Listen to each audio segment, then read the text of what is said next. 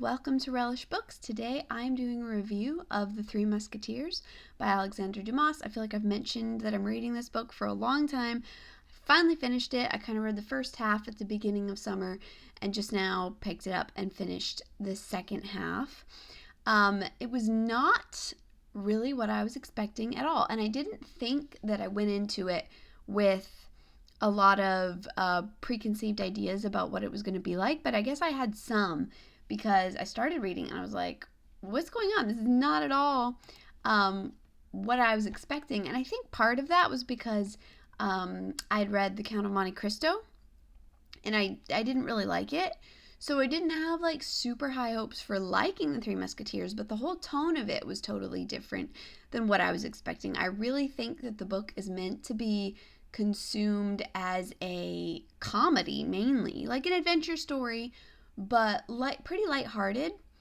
Overall, there's some more serious stuff, but I think the way that you're supposed to perceive it is supposed to be largely just as a big joke, a big comedy based on these four characters and their adventures and what they consider heroic and what it means to be like a man of honor and all that. So yeah, I started reading the book not really with that mindset at all. So I was thrown off. I was like, what's going on? These guys, I thought these guys were like supposed to be great heroes in this story, and they're really pretty terrible people.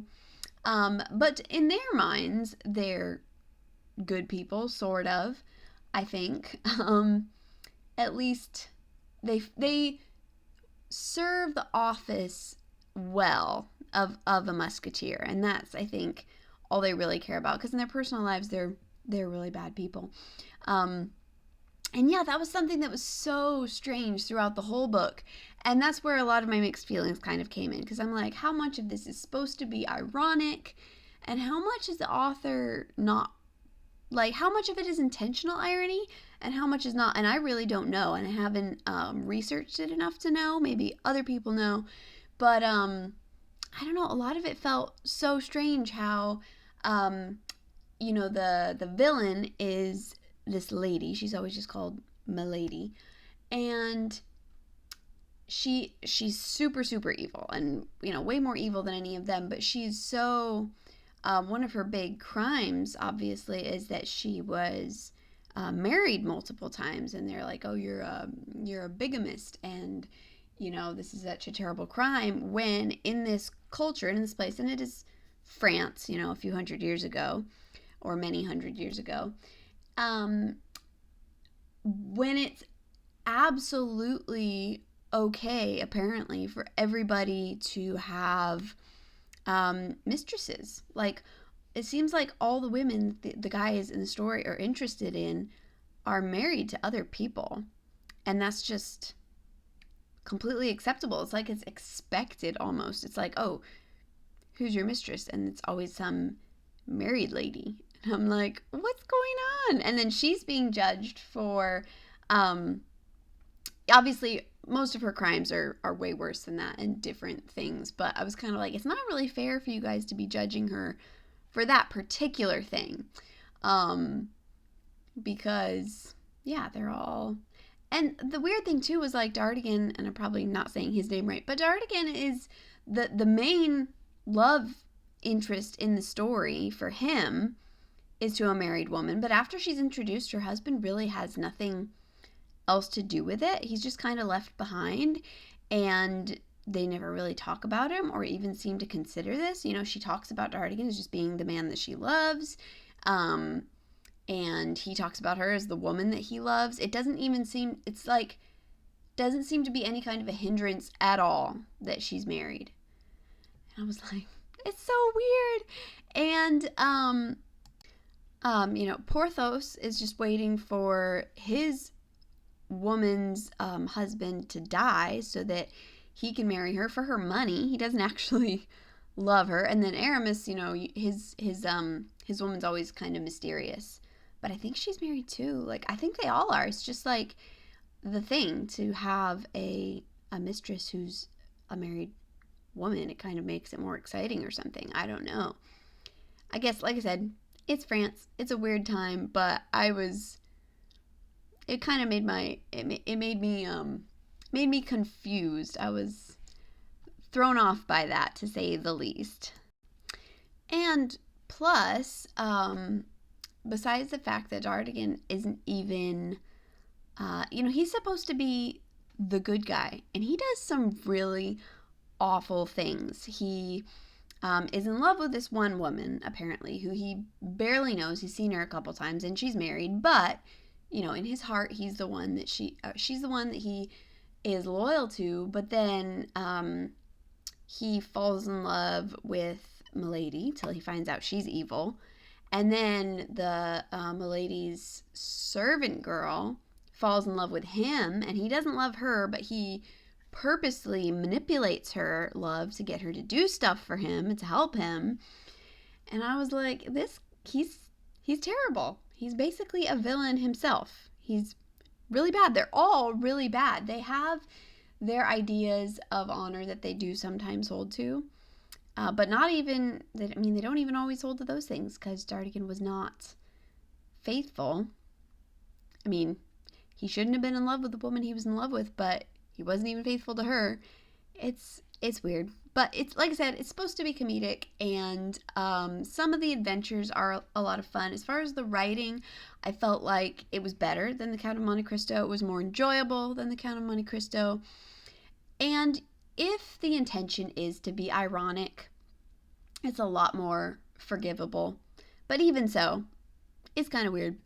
And then, but yeah, I enjoyed some of the adventures. The first half of the book I really didn't like very much.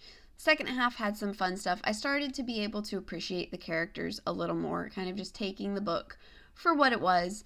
I really enjoyed the scene where they have breakfast in the enemy territory, kind of on a bet, but it's actually just so that they can have some privacy.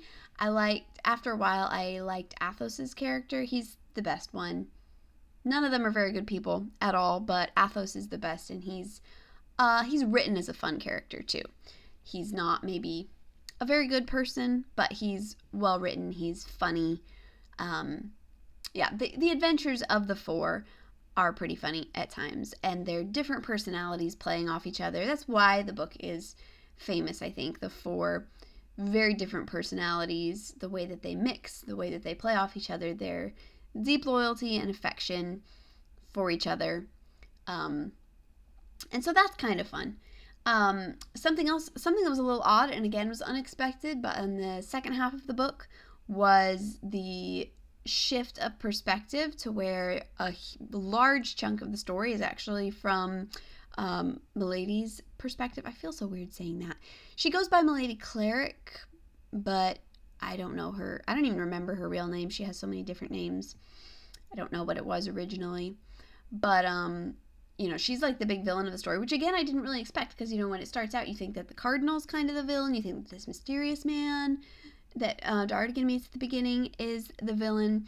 I enjoyed the Cardinal's character quite a bit, because he actually has quite a shift. You're like, oh, he's supposed to be the bad guy, but then at times it's, he's not so bad, and by the end it's kind of like, oh, he's kind of on their side in a way.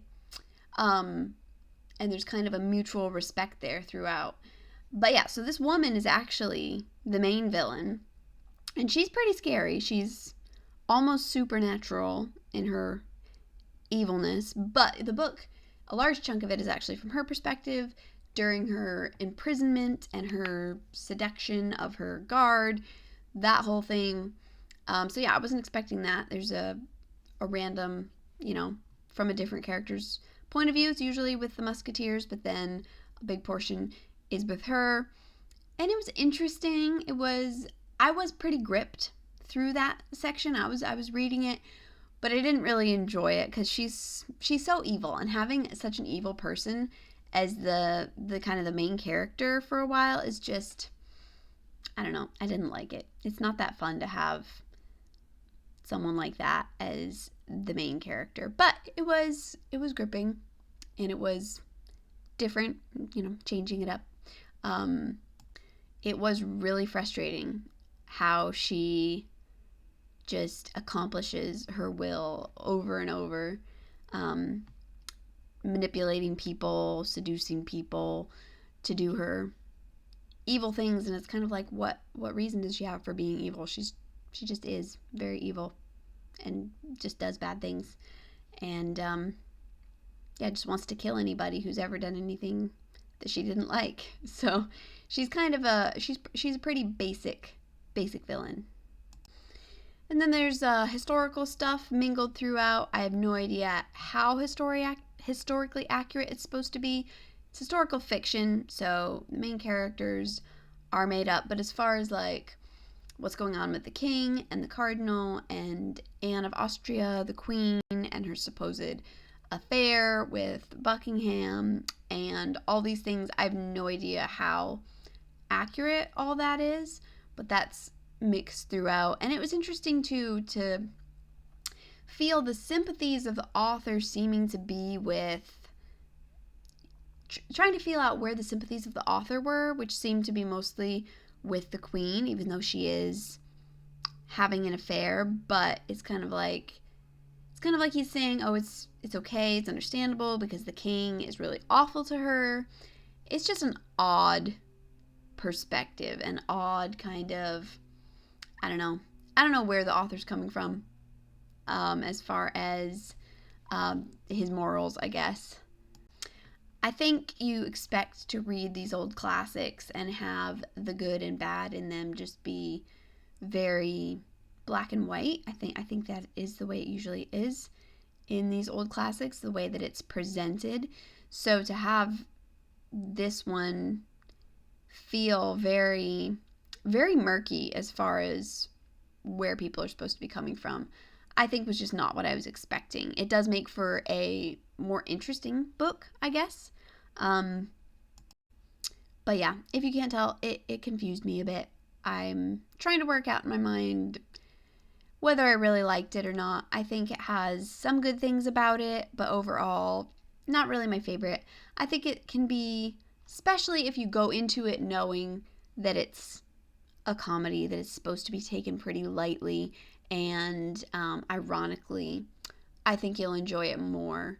I think it has some merit that way, and it's pretty well written. Again, I think it's better than Count of Monte Cristo. It didn't feel as just long and full of...